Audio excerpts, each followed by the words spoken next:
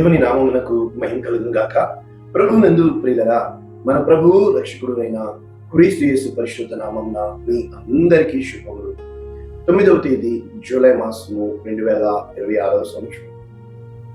ఇంకొక అద్భుతమైన వాక్యము వాగ్దానంతో మీ ముందుకి నేను వచ్చి ఉన్నాను. చాలా విషయాల్లో ఈ చాలా విషయాలు అనేటప్పటికీ కొన్ని విషయాలు మనము శ్రద్ధ కలిగి జాగ్రత్తగా చూస్తాము, మరికొన్ని ఇదే జీవితము అని దాన్ని పట్టుకుంటాము. కానీ చాలా విషయాలు గాలికి వదిలేస్తూ ఉంటాం. కారణం ఏంటంటే అతి శ్రద్ధ చూపించేవి పట్టించుకునేవి, కానీ ఏదైతే పట్టించుకోలేదో అవే మూలకి తలరాయిగా అవుతూ ఉంటాయి. ఎలా ఉంటుందంటే పరిస్థితిలో, అరే నేను ఇలా అనుకోలేదే, ఇలా జరుగుతుందని ఊహించలేదే, కనుక ఊరంతా తిరిగి వచ్చి పక్కన వాళ్ళని పెళ్లి చేసుకున్నాం అంట. ఇంకా చెప్పాలంటే ఊరంతా వెతికాను సహాయం కోసం, కానీ నా పక్కడే నాకు సహాయం చేశాడు. అంటే దేవుడు పెట్టే జ్ఞానం ఎప్పుడూ కూడా మనకి అందుబాటులోనే ఉంటుంది. అందుకనే హాగరు మొరపెట్టినప్పుడు దేవుడు ఫలానా చోటుకి వెళ్ళు అని చెప్పలా. దేవుడు హాగరు ఉన్న చోటనే జీవ జలముల ఊటని తెరిచాడు. అంటే నీవు ఉన్న చోటనే దేవుడు జీవ జలాలను ఉంచాడు. మోషేకి ఫలానా చోటుకి వెళ్ళి అని చెప్పలా.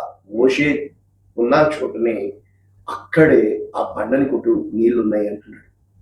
అది పైకి బండ, కానీ నీళ్ళని దాచిపెట్టాడు. అంటే చాలా విషయాల్లో ద డివైన్ ఫేవర్ అంటే దైవిక అనుగ్రహము, ఇంకా చెప్పాలంటే డివైన్ కౌన్సిల్ అంటే దైవిక జ్ఞానము, ఇంకా చెప్పాలంటే డివైన్ రివల్యూషన్ అంటే దైవిక ప్రత్యక్షత, ఇంకా చెప్పాలంటే డివైన్ అంటే అర్థం ఏంటంటే వాకింగ్ విత్ గాడ్, దేవుని చిత్తంలో నడుచుట. ఎప్పుడూ కూడా ఆయనను ఉన్న చోటనే అన్ని కలుగు చేస్తూ ఉంటాడు. నీవు ఎక్కడున్నావో అక్కడే ఇస్తూ ఉంటాడు. కనుక చాలా విషయాల్లో మనము ఆ తొందరపాటుని వల్ల ఎన్నో మనము కోల్పోతున్న వారంగా ఉన్నాము. ఈరోజు అటువంటి వాక్యము మనం నేర్చుకునే ముందు చాలా విషయాలు మనము సింతేనా కాదండి, ఓ సింతేనా అన్న వాళ్ళే అంటే మనం ఎవరిని ఇచ్చిన చూపు చూసామో అదేంటో దేవుడు వారినే గొప్పగా ఇచ్చిస్తాడు. అంటే ఉదాహరణకి గొప్ప భక్తి ఏంటి అంటే దీనులైన విధవరాండ్రను అనాథ పిల్లలను చాలా జాగ్రత్తగా చూసుకోండి అంటాడు. కారణం ఏంటంటే విధవరాండ్రికి భర్త లేడు కనుక సృష్టికర్తే భర్త, అనాథ పిల్లలకి తండ్రి లేడు కనుక ఆయనే తండ్రి. అంటే మన జీవితాల్లో ఎన్నో చేయాలనుకుంటాము. ఎందుకు ఇలా అయింది పరిస్థితులు అంటే ఎప్పుడూ కూడా మనము అనుకున్నది జరిగితేనా కాదండి.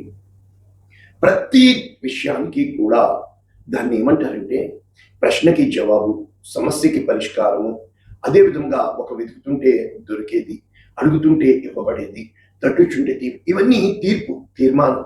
అంటే అర్థం ఏంటంటే తీర్పు అంటే మనం ఏమనుకుంటాము, కోర్టులో శిక్ష ముద్దాయికి వేయట. ఆ శిక్ష పడేంత వరకు అతన్ని ముద్దాయి అనకూడదు. అతను బోనులో నిలబడతాడు, అంటే వాది ప్రతివాది, ఇటు పక్కన నిలబడతాడు, ఇటు పక్కన. కనుక ఇద్దరు ఎవరు దోషి అని చెప్పకూడదు మనం. ఒకటి నేరము మోపబడిన వాడు, రెండవది నేరము మోపుతున్నవాడు. కనుక చాలాసార్లు ఈ నేరము మోపబడిన వాడి కంటే నేరము మోపుతున్న వాడే దేవుడు గ్రహిస్తూ ఉంటాడు.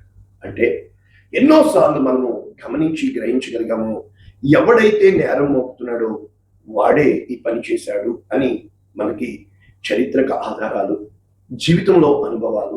కనుక పడ్డవాడు ఇప్పుడు చెడ్డవాడు కాదు. ఈరోజు ఏం వాక్యము అంటే మనం అందరము క్రీస్తు న్యాయపీఠము ఎదుట ప్రత్యక్షము కావలేను. మనము అందరము క్రీస్తు న్యాయపీఠము ఎదుట ప్రత్యక్షము కావలేను. చూసారా, వారు వీరు లేరు, ఖచ్చితంగా తీర్పు అనేది ఉంది. ఈ పూర్తి వచనము కొరింథీయులకు రాసిన 2వ పత్రిక 5వ అధ్యాయము 10వ వచనం. ఎందుకనగా తాను జరిగించిన క్రియల చొప్పున అవి మంచివైనను సరే చెడ్డవైనను సరే దేహంతో జరిగించిన వాటి ఫలమును ప్రతి వాడు పొందినట్లు మనము అందరము క్రీస్తు న్యాయపీఠము ఎదుట ప్రత్యక్షము కావాలి. మనమందరము క్రీస్తు న్యాయపీఠం ఎదుట ప్రత్యక్షం కావాలి. అది మంచిదైనా చెడ్డదైనా. ఒకసారి ఇంగ్లీష్లో చూసుకొని డీటెయిల్గా వెళ్తే, new living translation 2 Corinthians chapter 5 verse 10. For we must all stand before Christ. మనం అందరము క్రీస్తు ఎదుట నిలబడగలము. To be judged, తీర్పు తీర్చబడటకు. We will each receive whatever we deserve for the good or evil we have done in this earthly body. అంటే మనం అందరము కూడా ఆ యొక్క ప్రతిఫలము తీర్పు పొందబోతున్నాము. ఈ దేహములతో చేసిన భూమి మీద ప్రతి కార్యానికి కూడా తీర్పు దినము. కనుక ప్రసంగం ఏమంటాడు? యవ్వనుడా, నీ యవ్వనమందు సంతోషముగా ఉండు, నీ ఇష్టం చొప్పున అన్ని చెయ్యి, నచ్చినట్లు బతుకు, కానీ ఖచ్చితంగా ఒకరోజు తీర్పు ఉంది, జ్ఞాపకం పెట్టు. కనుక ఈ తీర్పు అనేది యూనివర్సల్ ట్రూత్, జడ్జిమెంట్ ఉంది. అంటే ఈ లోకంలో మనకి ఉండకపోవచ్చు, బహుశా నేరాలు ఘోరాలు చేసిన కోర్టులో, కానీ అందరము కూడా దేవుని యొక్క కోర్టులో, దేవుని సన్నిధిలో మాత్రము తీర్పు ఉంది. ఇది మనం అందరూ యూనివర్సల్ గా అంగీకరిస్తున్నాం. అంటే సైన్స్ ఎందుకు చెప్తుంది? అందుకే సైంటిస్టులు దేవుడు లేడు, జీవితకాలం నువ్వు జ్ఞానంతో బ్రతికే అంటాడు. కనుక జ్ఞానము అది మనిషి జ్ఞానం, దేవుడు దాన్ని వెరితనంగా చేస్తున్నాడు.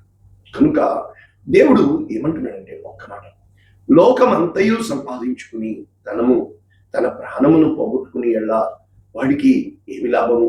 కాబట్టి ఎప్పుడైతే ఈ లోకంలో ఎంత గొప్పవాడివైనా కావచ్చు, కానీ పరలోకంలో గొప్పవాడు ఎవరు అని అంటే, ఎవడైతే ఈ లోకంలో దీనుడిగా, ఎవడైతే ఈ లోకంలో విరిగి నలిగిన వాడిగా, ఎవరైతే ఈ లోకంలో దేవుని యందు భయభక్తులు కలిగి ఆయన యందు తన మనస్సును నిలబెట్టుకుంటారో వారిని దేవుడు గొప్పవారిగా ఎంచుతున్నాడు.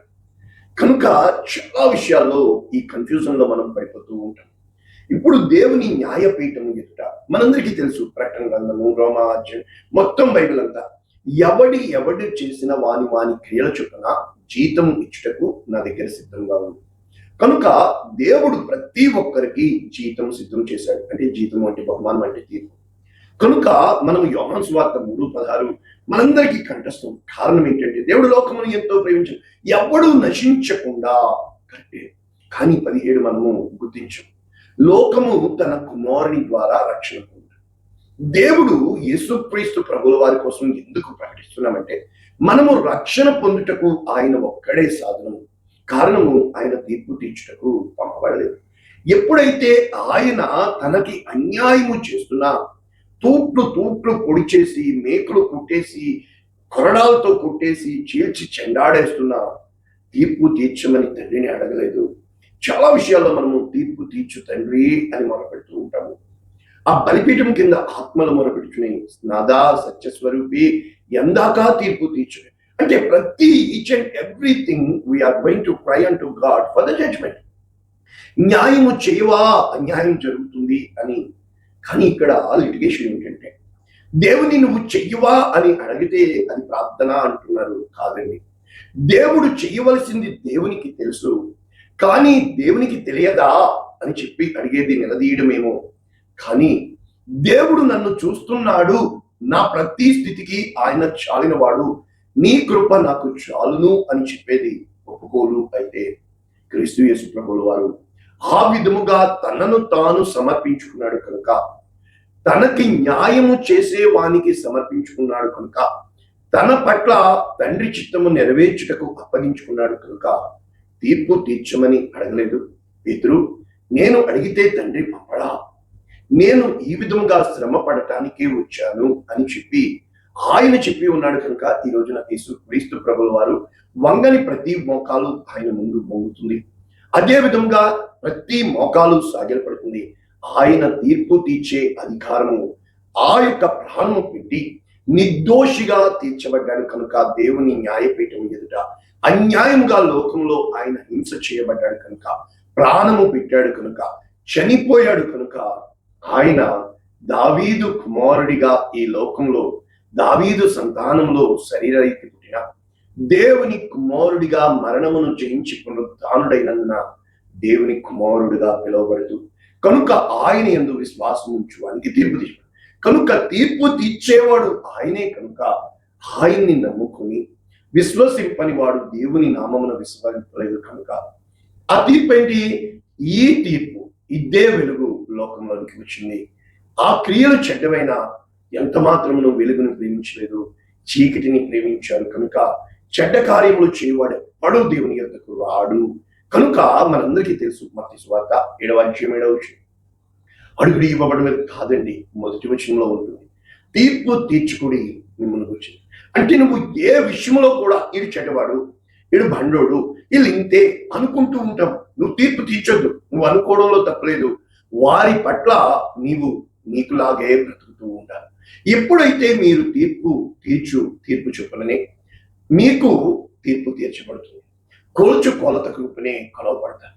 కనుక మొట్టమొదట ఉదయం లేస్తే మనము ఎన్ని తీర్పులు తీర్చుతున్నామో, మనము ఎదుటి వారికి జడ్జ్ అంటే తీర్పు తీర్చేవానిగా, అయితే మన విషయం వచ్చేటప్పటికి ఎదుటివాడితో అంటే లాయర్ అనొచ్చా, ప్లీడర్ అనొచ్చా, వాదించేవానిగా.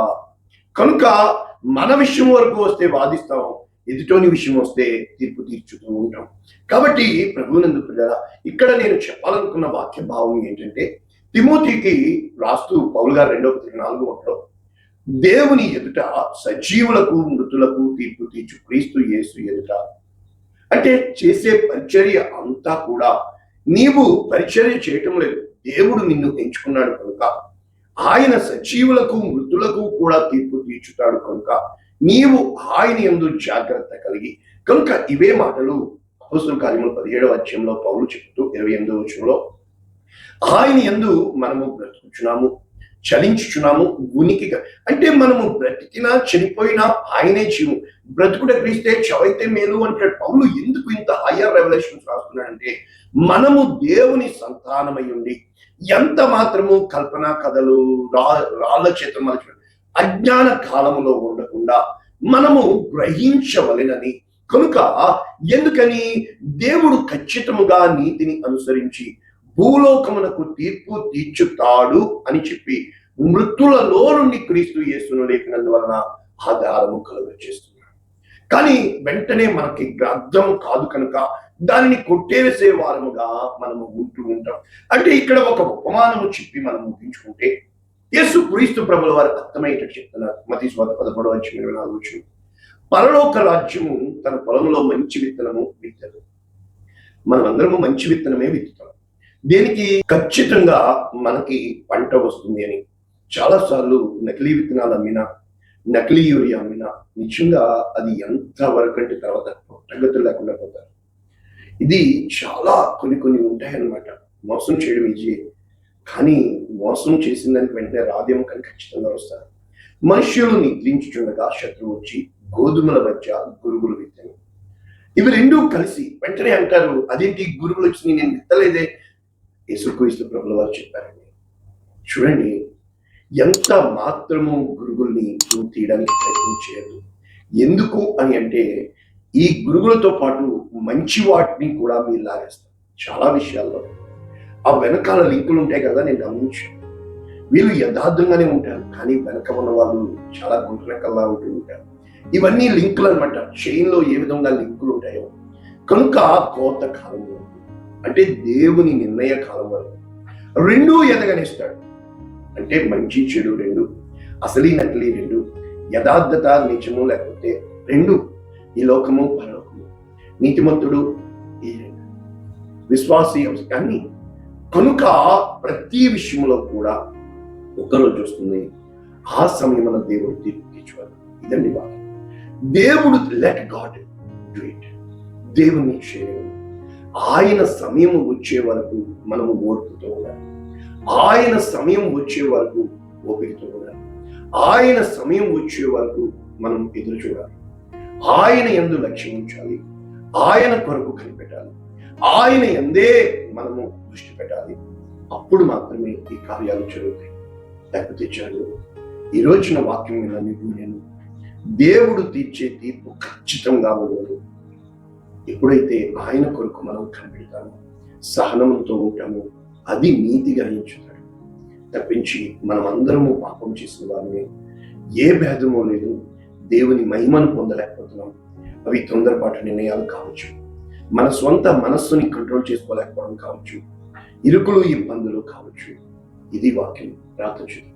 పరిశుద్ధుడా, ప్రేమ కలిగిన విత్తబడిన ఈ వాక్యము అనేక మందికి ఆశీర్వాదంగా నీ కృపాహస్తాలకు దీవెనకరంగా యేసునామములో దీవిస్తున్నాను తండ్రి. ఆమేన్. God bless you all. Share చేయండి, లైక్ చేయండి. ఈ వాక్యము మిమ్మల్ని ఊడేది కాదు, దేవుని కార్యాలను జీవితంలో దేవుడు చూపించు.